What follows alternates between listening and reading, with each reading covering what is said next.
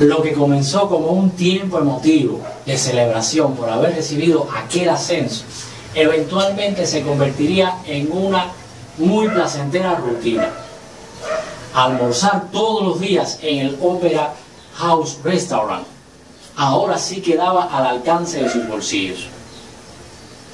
Generalmente, antes de arremeter, respetaba con rigor el sosegado ritual de aflojar el nudo púrpura que subyugaba su corbata, al tiempo en que escaneaba con la vista el pedido y mascullaba una especie de lema personal. Un almuerzo de este nivel no debería ser un lujo, pero si lo fuera, bien merecido que lo tengo.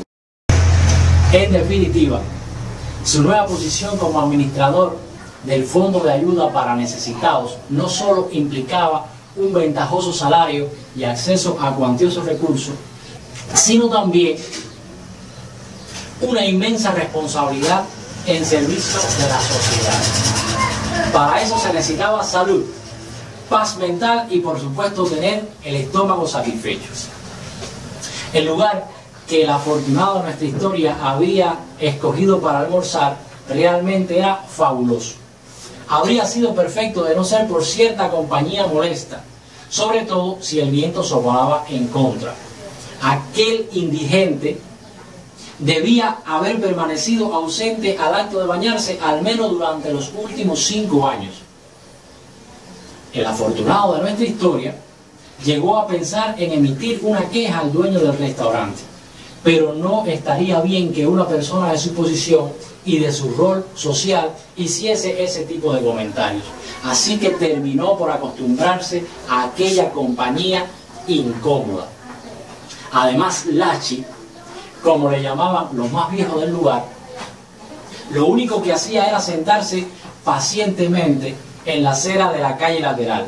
Eso sí, una vez que le clavaba los ojos, estos permanecerían fieles hasta las últimas consecuencias. Si este pobre supiera que trabajo para garantizarle un futuro mejor a él y a todos los de su tipo, estoy convencido que me dejaría almorzar tranquilo. Si tan solo supiera que todo lo que tiene que ver con la construcción del asilo para discapacitados mentales corre por mis manos, estoy convencido de que me dejaría almorzar tranquilo. Por otra parte, Lachi había desarrollado la asombrosa habilidad de deducir cuáles eran las veces en que la prisa no le permitiría devorar la totalidad del festín. Esos días Lachi tenía un brillo diferente en los ojos. Esos días Lachi parecía sonreír. Yo no sé si te suena de algo, pero aquellas antiguas palabras que narran cómo muchas veces las personas escogidas para administrar bienes sociales se pervierten tras el confort y llegan a asumir posturas indolentes. Pero ¿qué tal si se tratara no de bienes materiales que perecen, cuya descripción bíblica es que la polilla y el hollín corrompen? Y si esta historia tuviese que ver con los bienes celestiales, dispuestos por el Padre de salvación, por el Padre de las luces, por el Rey de reyes y Señor de señores, colocados en manos humanas y destinados para alcanzar con beneficio espiritual a toda la humanidad. En esta hora quiero compartir contigo un mensaje titulado El rico y Lázaro, la verdad que todo adventista debería conocer. Pero quiero, ante todo, hacerte 2 aclaraciones. En primer lugar, el término adventista no lo voy a emplear desde la dimensión institucional. Adventista, en este contexto, quiero emplearlo como un término para definir a toda persona que se encuentra esperando a Jesús. La otra aclaración que quiero hacer es precisamente para aquellos amigos, para aquellos hermanos que no conocen por qué razón la historia del rico y Lázaro no puede ser asumida como una historia literal y que en su lugar tenemos que interpretarla como una parábola. En primer lugar, este pasaje está en un contexto de parábolas.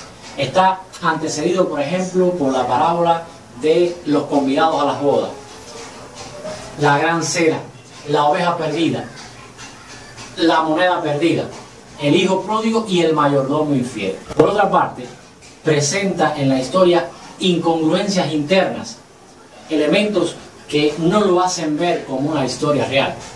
Por ejemplo, imaginas que en el lugar donde Dios te va a poner a descansar, donde las almas de los justos van a reposar y a recibir recompensa, que desde allí tú puedas ver el sufrimiento del pecador que se está atormentando por los siglos de los siglos. Por otro lado, el texto dice que bastaba con que Lázaro mojara la punta de su dedo en agua para refrescar al pobre rico que se estaba quemando. Imagínate tú, con solo poner el dedo untado con agua sobre su lengua se refrescaría. Imposible. También se dice que el seno de Abraham era tan grande como para acoger a todos los justos que estuviesen allí. Y por último, lo más importante, no podemos tomar esta narración como real porque entraríamos en contradicción con el resto de las escrituras. Por ejemplo, en la Biblia se describe el hecho de que el único que tiene inmortalidad, que habita en luz inaccesible, a quien ninguno de los hombres ha visto ni puede ver, al cual sea la honra y el imperio sempiterno. Amén. El único que tiene inmortalidad es Dios. El texto enseñaría que hay comunicación precisamente entre los muertos, pero la Biblia vuelve a ser categórica al enseñarnos que los que viven saben que han de morir, pero los muertos nada saben ni tienen más paga, porque su memoria es puesta en el olvido. También su amor y su odio y su envidia terminaron ya. Por otro lado, enseñaría que las personas son enviadas a su destino eterno sin juicio previo, que los muertos reciben su recompensa inmediatamente después de morir. Pero nosotros conocemos que en la palabra del Señor se enseña que los patriarcas, los cristianos que han muerto con la esperanza en Jesús, están allí en sus sepulturas esperando el día de la resurrección. Se enseñaría que los ángeles recogen a los escogidos justo cuando mueren, pero la Biblia dice que esto será precisamente cuando Jesús regrese en su segunda venida. En la Biblia el fuego nunca se menciona con relación a la muerte, pero sí se menciona con relación a la segunda venida de Cristo. Por último, quiero decirte que este pasaje estaría enseñando salvación por obras, porque se dice que el rico fue al Hades por haber sido rico y el pobre fue al seno de Abraham por haber sido pobre. Entonces la riqueza sería un impedimento para la salvación y por otro lado la pobreza sería un requisito.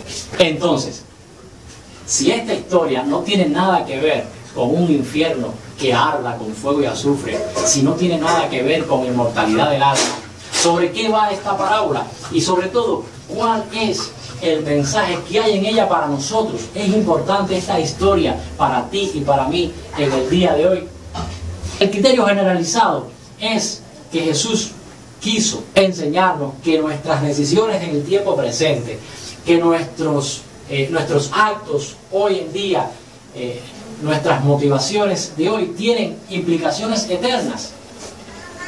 Pero yo te hago una pregunta. Jesús, siendo el príncipe de los maestros, ¿emplearía una enseñanza como esta que ha sido malinterpretada precisamente en este sentido? ¿La emplearía para hablar sobre el futuro eterno? Yo pienso que no. Pero si no es así, entonces, ¿cuál es el mensaje que tiene Dios para nosotros a través de esta historia? Te voy a adelantar que en el pasaje del rico y Lázaro, Jesús codificó un impactante mensaje que describe la condición del pueblo de Dios, no solo en el tiempo de Jesús, sino también la condición del pueblo de Dios en este tiempo. Señala la caída de una nación como portadora del pregón celestial, y en su lugar describe el nacimiento de un pueblo universal, ungido con el propósito de llevar buenas nuevas de salvación. Es un texto profético que alcanza hasta nuestros días y que tiene mucho que ver y está relacionado incluso con el Apocalipsis, incluso con el mensaje a las 7 iglesias y hasta con los mensajes de los 3 ángeles. Ahora, ¿cómo sabemos todo esto y de dónde sacamos esta idea? Vamos a descubrirlo. Si notas, cada uno de los elementos que ha sido empleado por Jesús en esta narración tiene un carácter simbólico. Desde el propio rico, que dice la parábola que se vestía de púrpura. La púrpura está relacionada con la realeza y el sacerdocio judío. Si ves, por ejemplo, el momento en que a Jesús lo van a crucificar, cuando los soldados romanos quieren burlarse de él, le ponen una corona de espinas y lo visten con una túnica de púrpura, precisamente porque la púrpura tipifica la realeza. O si recuerdas, por ejemplo, el pasaje donde a Daniel se le condecora cuando aquel rey ofreció ese puesto a quien interpretara el sueño, pues a Daniel se le pone un anillo, se le dan atuendo, y entre ellos se le viste también con una túnica de púrpura. También encontrarás la púrpura entre los atuendos que se encuentran en el templo, entre los utensilios del sacerdocio está la púrpura. Y también podemos ver la púrpura en Apocalipsis para vestir a la gran ramera. Otro elemento que nos ayuda a poder entender quién es este personaje rico de la parábola es que le llama a Abraham padre. ¿Quiénes tenían a Abraham por padre? Los judíos. Vemos, por ejemplo, a Jesús cuando le reprende y les dice: haced pues frutos de arrepentimiento y no penséis en decir dentro de vosotros mismos: tenemos a Abraham por padre. Porque os digo que Dios puede levantar hijos aún de estas piedras. También se dice que tenían la ley de Moisés. Pedía señal, y pedía específicamente la señal de la resurrección. Interesante es que Jesús a los judíos les dijo: señal no les será dada sino la señal de Jonás, que de la misma forma que estuvo Jonás 3 días y 3 noches en el vientre del pez, así estaría el Hijo del Hombre en la tierra. Por otro lado, tenemos otro personaje. Tenemos al personaje de Lázaro. ¿Quién es representado por Lázaro? ¿Cuál es el símbolo que nos da este personaje? Yo creo que si nos adentramos un poco en las escrituras pudiéramos encontrar hasta el DNI, el carnet de identidad de Lázaro lo podemos encontrar. Fíjense que uno de los argumentos que presentan las personas que creen que esto es una historia real es que se están mencionando nombres de personajes reales, pero esos nombres también son símbolos. Es un símbolo Abraham y aquí también es un símbolo el propio nombre de Lázaro. Pero para encontrar a Lázaro y cuál es su significado, vamos a notar que existe tremendo paralelismo entre este personaje y una mujer sirofenicia, una mujer cananea que en una ocasión, cuando Jesucristo estuvo por aquella zona, salió a su encuentro clamando: Señor, Hijo de David, ten misericordia de mí. ¿Recuerdas a esa mujer? A esa mujer Jesús parecía que no la quería atender. Hizo silencio ante sus primeros ruegos. Te voy a leer cómo dice la Escritura. He aquí que una mujer cananea que había salido de aquella región clamaba diciendo: Señor, Hijo de David, ten misericordia de mí. Mi hija es atormentada por un demonio. Pero Jesús no le respondió nada. Entonces, acercándose a sus discípulos, rogaron diciendo: despídela, pues da voces detrás de nosotros. Él respondiendo dijo: no soy enviado sino a las ovejas perdidas de la casa de Israel. Entonces ella vino y se postró ante él diciendo: Señor, socórreme. Respondiendo él dijo: no está bien tomar el pan de los hijos y echárselo a los perrillos. ¿Cómo se creía el rico de esta historia? Se creía hijo. ¿Hijo de quién? Hijo de Abraham. Ahora Jesús está diciendo que el pan pertenece a los hijos. ¿Y a quién se está refiriendo? Precisamente al pueblo de Israel. Él había sido enviado a las ovejas perdidas de la casa de Israel. Ahora bien, nota algo, que la mujer sabía esto, Y de hecho, eso lo demuestra cuando ella sale pidiendo ayuda, dice: Señor, hijo de David. Al decir hijo de David, estaba diciendo literalmente que ella sabía que Jesús era el Mesías. Ella tenía fe y estaba pidiendo porque sabía que ese que iba por ahí era aquel del cual se había dicho en las Escrituras, desde allá, desde el Génesis, que aplastaría la cabeza de la serpiente, que transformaría el llanto en gozo, aquel que iba a cambiar el estado de cosas, aquel enviado por Dios para rescatar al mundo. Ella sabía que en esa persona estaba su salvación, pero también sabía que todavía no era el momento, pero se acercó a Jesús como buscando un adelanto de esa bendición. Y nota que Jesús le trató en términos que pudieran parecernos despectivos, pero eran los términos con que el pueblo de Israel se refería a los gentiles. Le trató de perra. Jesús fue un poco más condescendiente y le dijo perrilla. Sin embargo, ella fue un paso por delante y le dijo: aún los perritos, esos perros, están atentos a las migajas de pan que caen de la mesa de sus amos. Fíjate que esa era la condición de Lázaro. Lázaro estaba atento para ver si de la mesa de aquel rico, y recuerda que el rico representa a Israel, si de esa mesa caía algo con lo que él se pudiera servir. Entonces, ¿a quién representa Lázaro? Pues Lázaro es un retrato, es un símbolo del pueblo gentil, pero del pueblo gentil que esperaba también en las promesas redentoras del Dios de Israel. Fíjate que el propio nombre Lázaro significa ayudado por Dios. Jesús hacía referencia a un personaje del Antiguo Testamento con este nombre, Lázaro. Lázaro es una abreviatura de un nombre hebreo que es Eliezer o Eleazar. ¿Recuerdas al siervo de Abraham? El siervo de Abraham es la primera vez donde se menciona este nombre en la Biblia. Allí estaba Abraham necesitado de una bendición de Dios y clamaba: Señor, Señor, todas estas promesas que tú me vas a dar, ¿de qué me van a servir? Siendo que ya yo soy una persona vieja, que no tengo hijos, ¿quién me va a heredar? Y apuntó a este Lázaro que estaba en su casa, en su regazo, prácticamente en su seno. Apuntó a ese Lázaro y decía: siendo que soy viejo, entonces me va a heredar este Damaseno, Eliezer. Fíjate que Eliezer es el mismo nombre de Lázaro, este Damaseno, o sea, este gentil, este extranjero, del mismo lugar, por cierto, de donde era la mujer sirofenicia.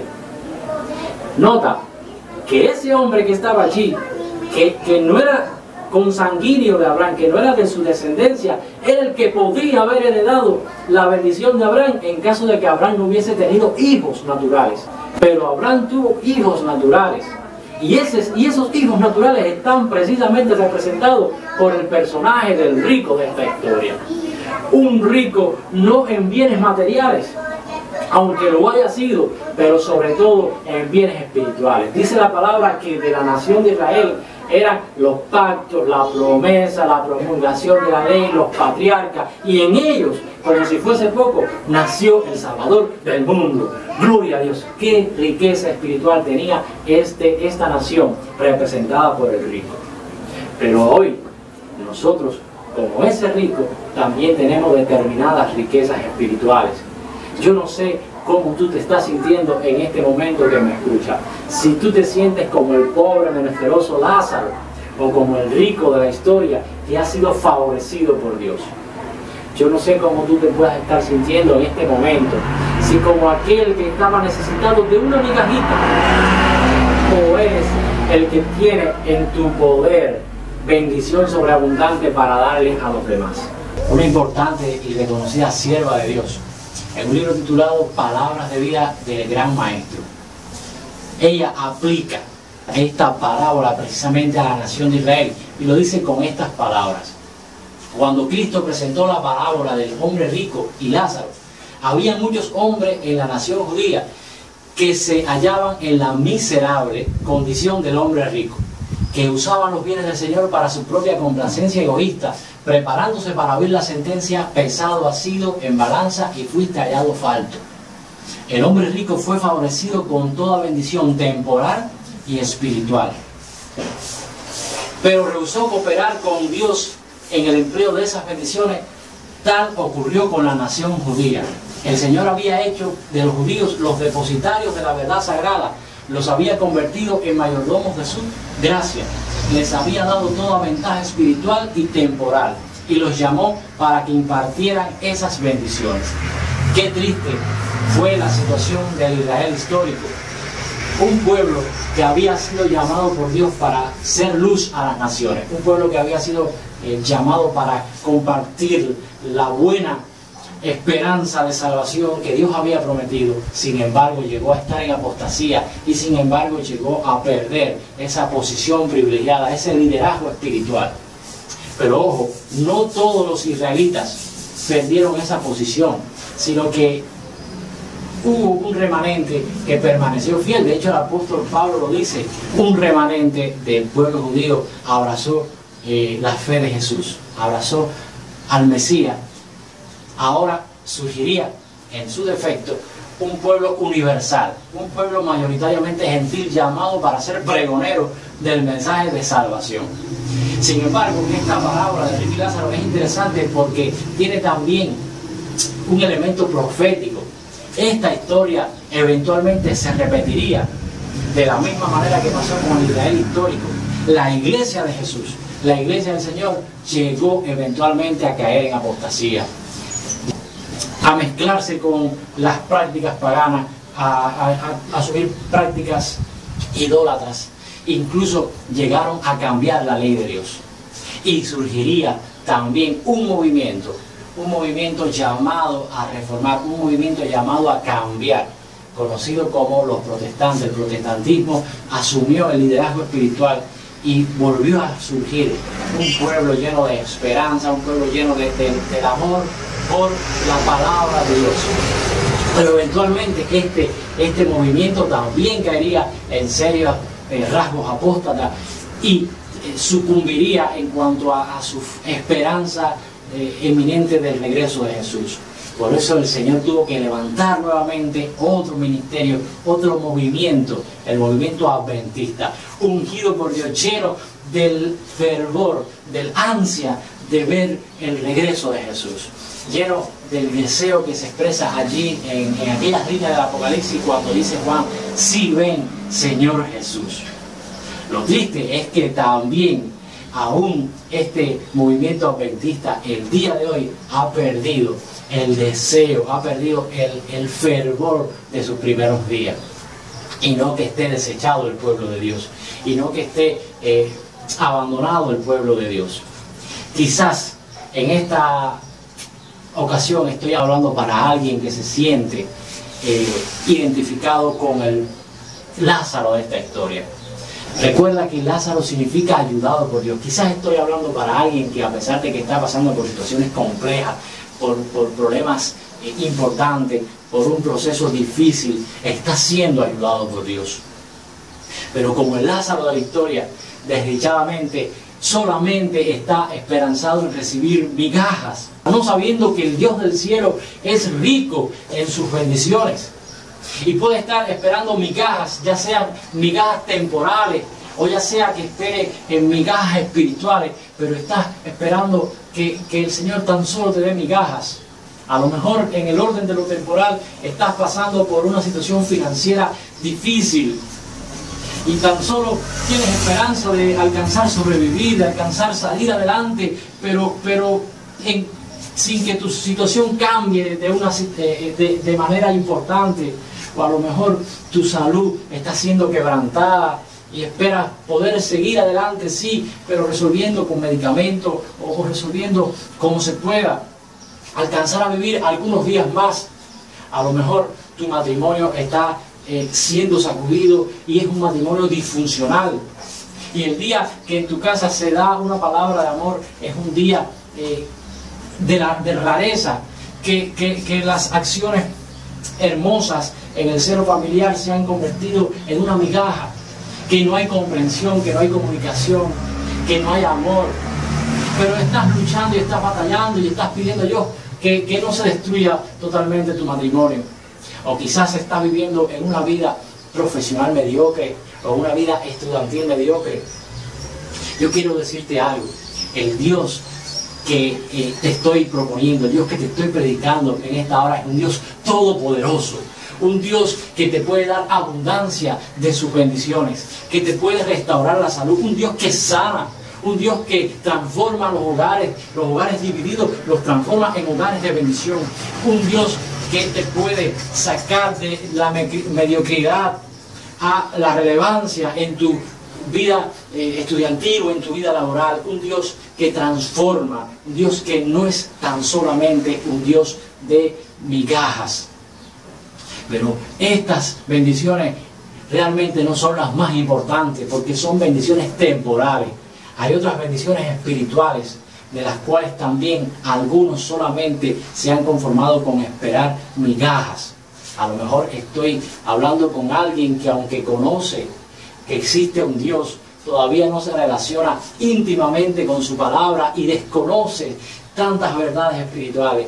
Yo quiero que tú sepas que ahora mismo hay un pueblo que no está en incertidumbre, hay un pueblo que sabe cuáles van a ser el curso de los acontecimientos, hay un pueblo que conoce, que tiene una brújula, que no está desorientado.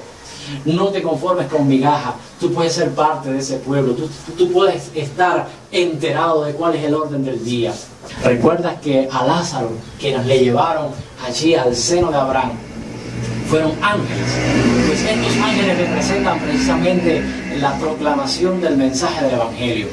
Esos ángeles son precisamente quienes predican este mensaje de consuelo y esperanza. En la palabra de Dios, en el libro de Apocalipsis, se habla de 3 ángeles que le dieron la vuelta al mundo predicando un mensaje que tiene que ver también con este texto del rico y Lázaro.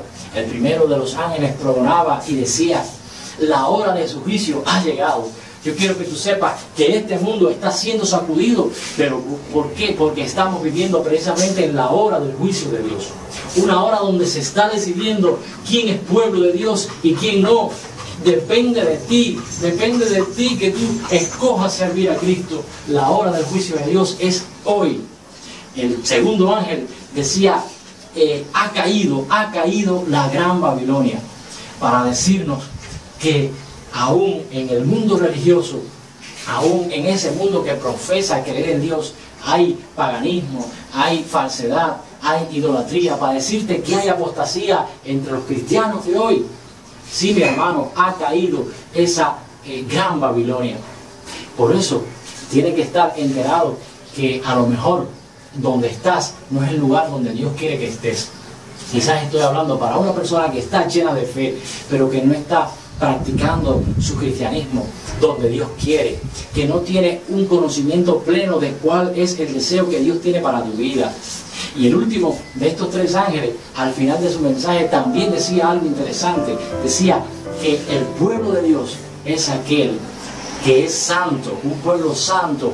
¿Pero por qué? Porque guarda los mandamientos de Dios y tiene la fe de Jesús. A lo mejor estoy hablando para alguien que, como Lázaro, estaba confiando en Dios, pero su vida espiritual no estaba aceptable delante de la presencia de Dios. Quiero decirte que esas llagas que representan el pecado, que representan la maldad, que representan la falsedad espiritual, esas llagas están en muchos de los hijos de Dios hoy.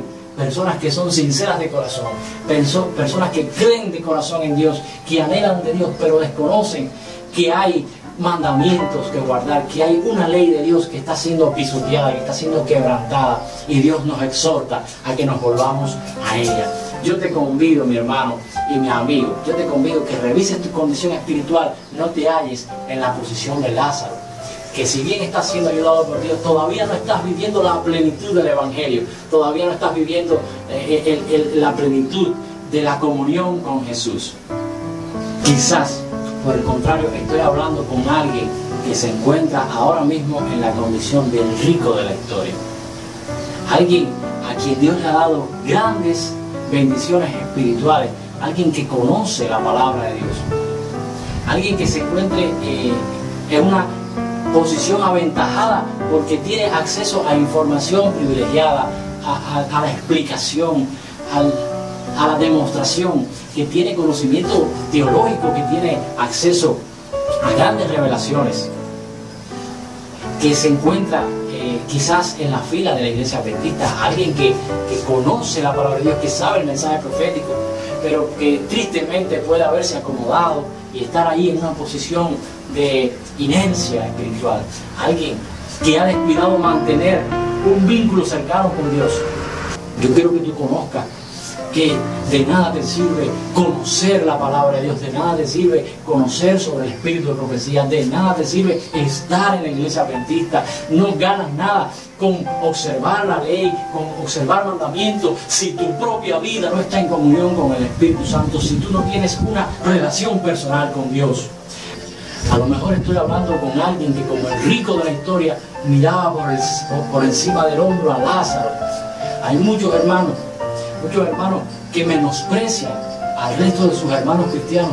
¿Por qué? Porque desconocen lo que nosotros conocemos, porque no tienen el espíritu de profecía, porque no conocen de profecía, porque tienen prácticas como aquel Lázaro de la historia que estaba plagado de llagas y los miran con desprecio. Pero yo quiero decirte que aún allá Dios tiene a un pueblo, aún allá Dios tiene a un pueblo al que va a llamar, al que está llamando y le está diciendo: salid de en medio de ellos, pueblo mío, dice el Señor. El Señor está llamando a su pueblo.